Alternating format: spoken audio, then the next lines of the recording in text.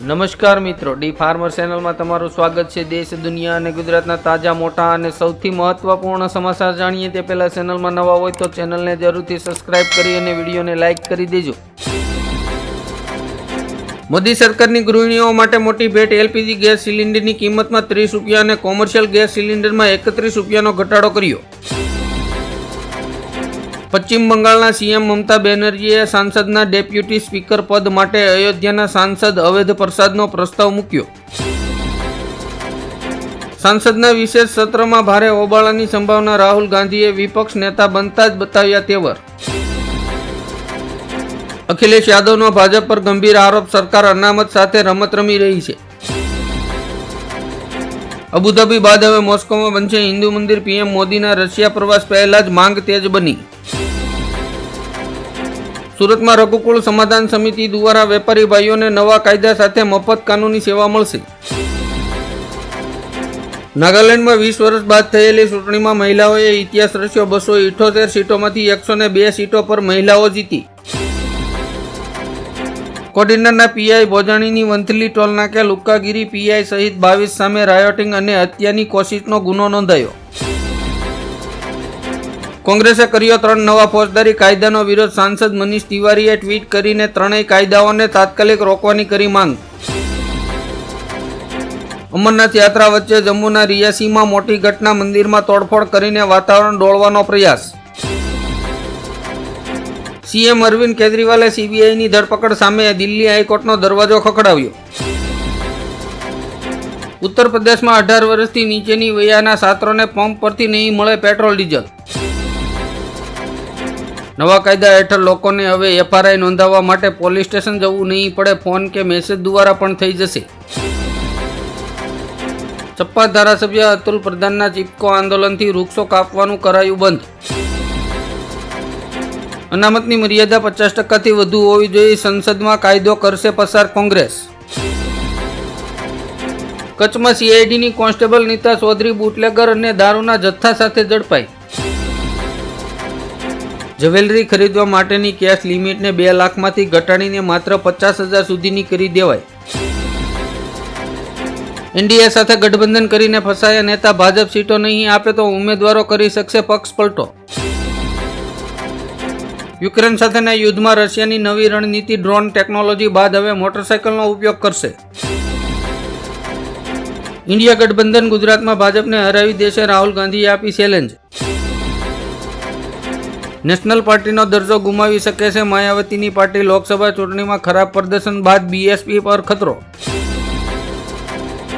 રાજ્ય સરકાર દ્વારા ગુજરાતમાં પ્રાકૃતિક ખેતી કરતા ખેડૂતોને પ્રતિ હેક્ટરે 20,000 રૂપિયાની સહાય આપવામાં આવશે। મહારાષ્ટ્ર સરકાર દર વર્ષે કરાવશે 10,000 સિનિયર સિટીઝનોને તીર્થયાત્રા। આઈટીઆઈમાં ગેરરીતિની ફરિયાદો બાદ કાસા લાયસન્સની પરીક્ષા ઓનલાઈન કરવાની માંગ। સર્ક્યુલેશન સિસ્ટમની દિશા બદલાતા આગામી 48 કલાક ગુજરાત માટે ભારે વરસાદ। હવે મજૂરોના બાળકો પણ બનશે અધિકારી, જુલાઈથી રાજ્યમાં 10 જિલ્લાઓમાં ફ્રી કોચિંગ ઉપલબ્ધ। સરકારે એનડીઆરએફ જોખમ અને આડમારી ભથ્થામાં 40% વધારો કર્યો। યુદ્ધ બાદ ગાઝામાં નવું શહેર બનાવશે ઇઝરાયલ। મહારાષ્ટ્રમાં મહાયુતિના તમામ પક્ષો સાથે મળીને વિધાનસભા ચૂંટણી લડશે। રાજીવ મોદીની મુશ્કેલી વધી, બલ્ગેરિયન યુવતીની જાતીય સતામણી મુદ્દે વધુ તપાસ કરવા કોર્ટનો આદેશ। કેન્દ્રીય શિક્ષણ પ્રધાન ધર્મેન્દ્ર પ્રધાન દ્વારા નીટ પીએલજી પરીક્ષાની તારીખ ટૂંક સમયમાં જાહેર કરવામાં આવશે। કેન્દ્ર સરકાર પર સંજય સિંહનું મોટું નિવેદન, તપાસ એજન્સીઓ સુપ્રીમ કોર્ટને ગેરમાર્ગે દોરી રહી છે।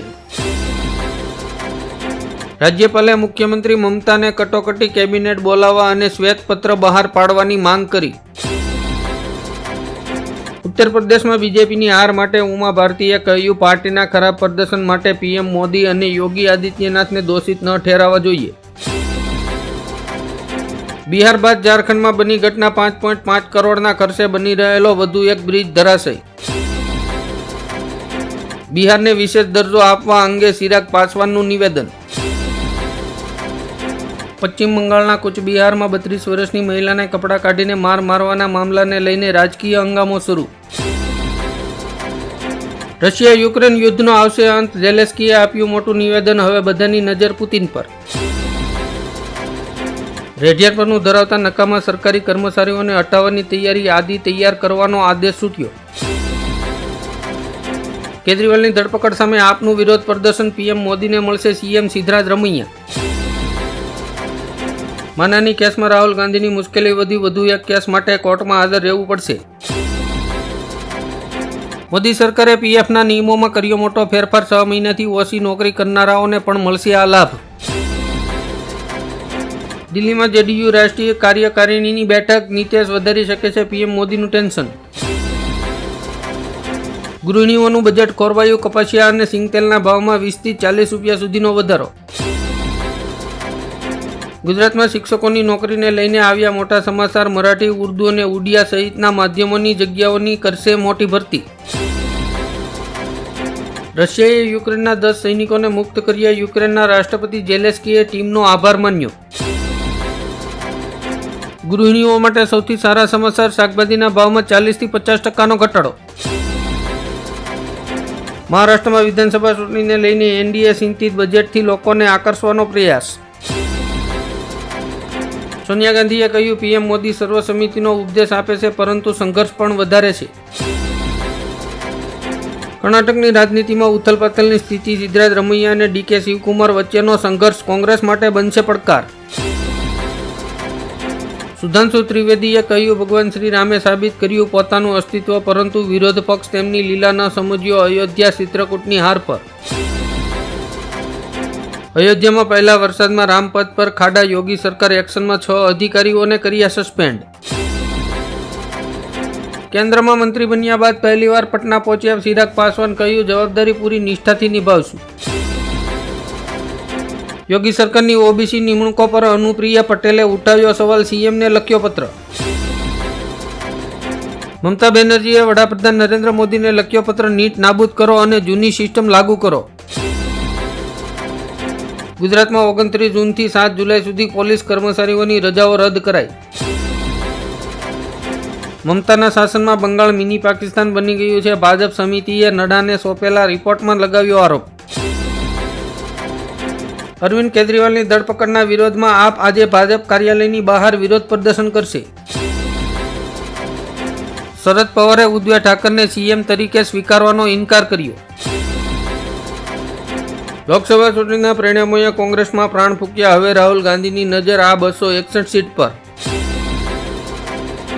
રાહુલ ગાંધીએ સત્રમાં ચગાવ્યો નીટ મુદ્દો, ભારે ઓહાપોહા બાદ લોકસભા સોમવાર સુધી સ્થગિત.